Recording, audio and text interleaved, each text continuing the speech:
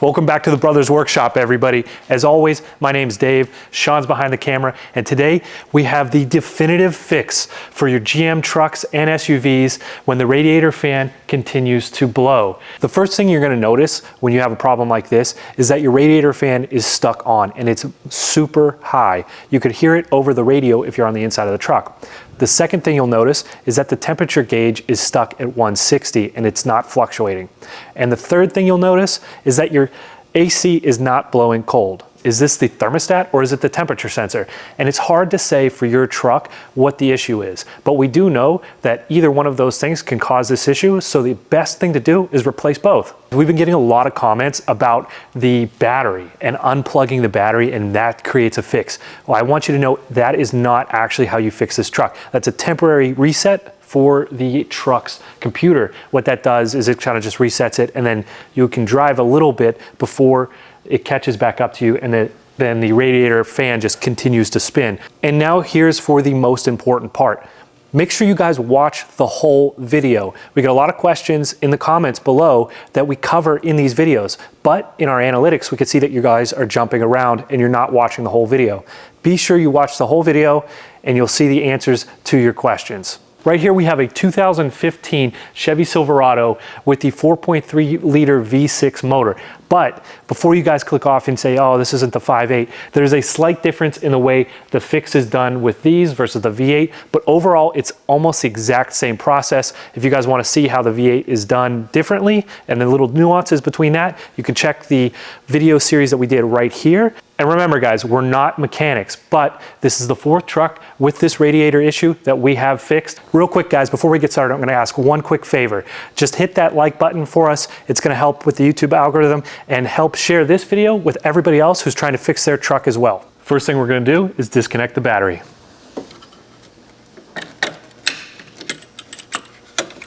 Now that that's done, we can get started. As we get started, I wanna orient you in the engine bay. So we've got our air box here.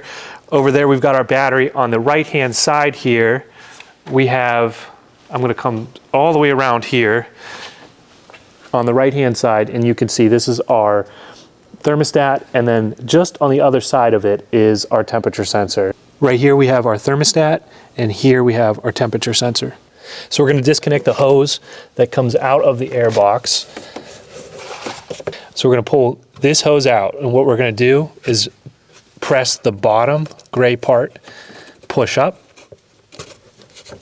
and then pull out. The next thing we're gonna do is loosen up the pipe clamp that's holding this grommet or gasket or hose or whatever that is. We're gonna loosen this up right here, and that should release our air box.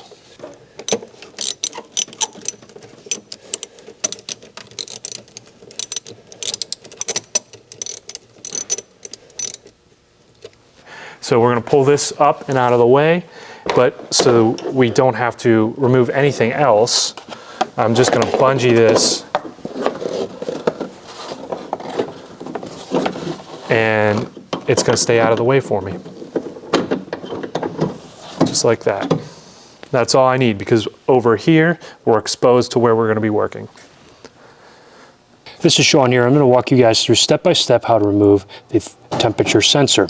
The first thing we're going to do is we're going to locate it, and this is it right here. So we're going to take a screwdriver, we're going to push down on our little lever there, and we're going to pull it out. All we did was press down on this little button here, and that was able to release the sensor. Now we'll take our socket and remove the sensor itself. Now to remove the sensor itself, we need our 19mm socket.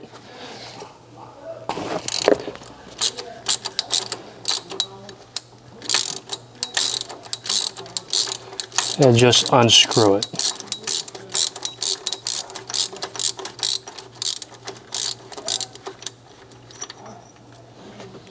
Okay, you're gonna lose a little coolant here as well. A little more than a little. All right, there's nothing we can do about that, guys. It's gonna happen.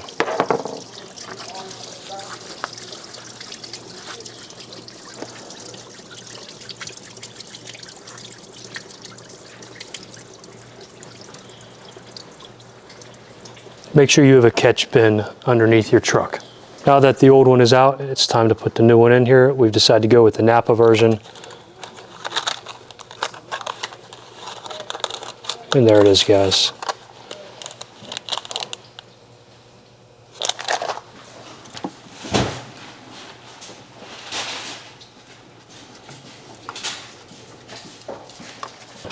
Started it by hand.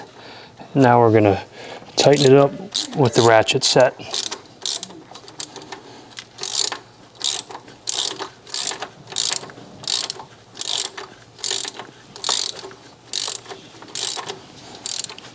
guys got to remember that you have an aluminum block here, so we don't want to over tighten it because you do not want to crack anything. You don't want to break anything inside of there. So again, don't over tighten, but make sure it's tight. And we'll just plug this back in. Make sure it's dry. Wipe it off if necessary. We just plug it right back in.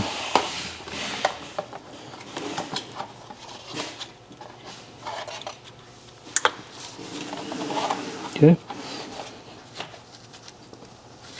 It's time to move to the thermostat itself.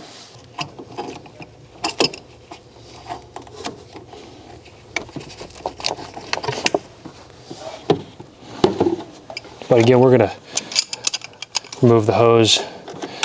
There's two of them. You have the big one and the little one. So we still had a lot of coolant in the big one. We dumped it right down into the bucket. Now we're going to be using our 10mm socket, and we're going to get 3 of these screws undone. You have one down here, and one right here.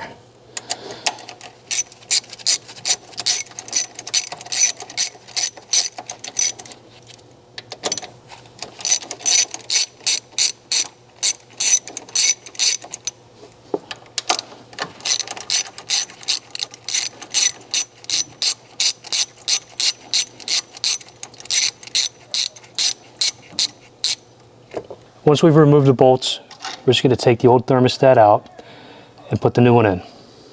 We should have a new grommet, so we want to make sure we take this old one off. Don't forget to remove that old one. You guys can see that there's some crust on here. We're just going to wipe this down a little bit. Make sure we clean this off so it has a nice good surface to adhere to. If you guys need anything for this job, make sure you check the description. There you'll find a link to the thermostat, the temperature sensor, and any tools that we used for this as well. You'll be able to pick those up from Amazon and get it shipped right to you. Here's the new one. Dave picked it up at Napa. That's it. Looks just like the last one. I want to point this out. The new one does have a grommet on it. We just put it in, and then we'll screw it down using the original screws.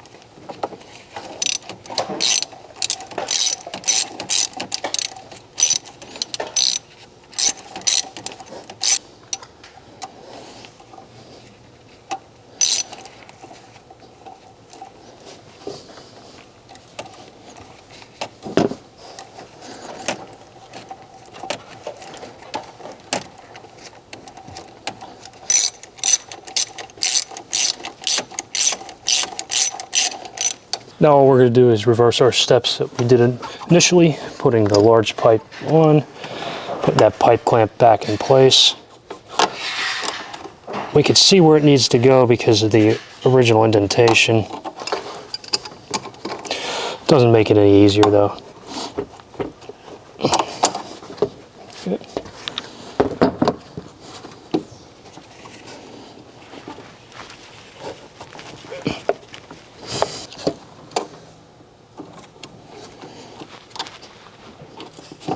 All right.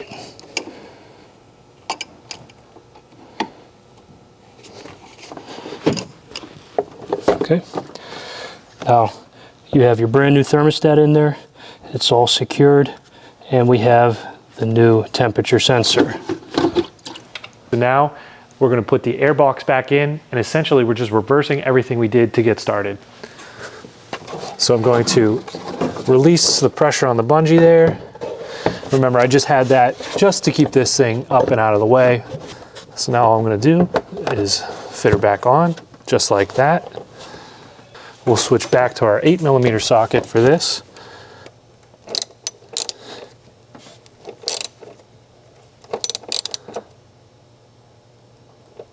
Nice and tight. She ain't going anywhere.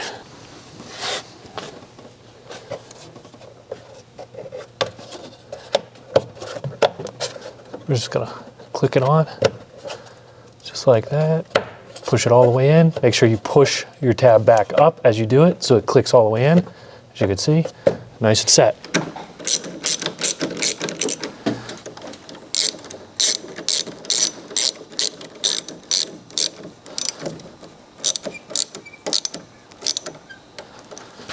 Okay. We're just finishing up the admixture for the coolant.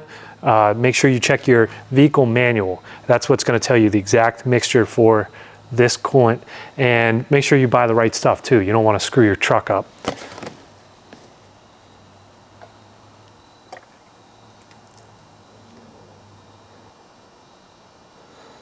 Okay.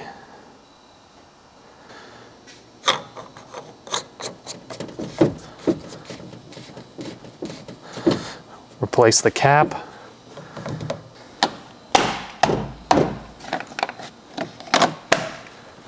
And that's it, guys. It's that simple to replace your temperature sensor and your thermostat on this truck.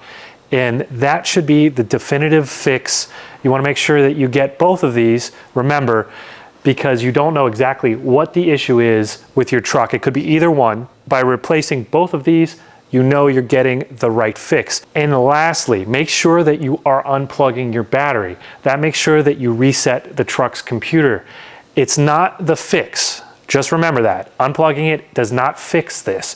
You'll plug it back in, and a couple of days later, you're gonna have the same issue happen. So make sure you're unplugging it and replacing these two items. And there you go, your truck is fixed. Do me one big favor. If this video helped you out, hit that thumbs up, that like button, subscribe to the channel if you're not already subscribed. Be sure to let us know in the comments if this fix worked for you. It's worked for us for 4 different vehicles, and we know it's gonna work for you. So let us know down there if it's worked for you as well. And we'll see you guys in the next video.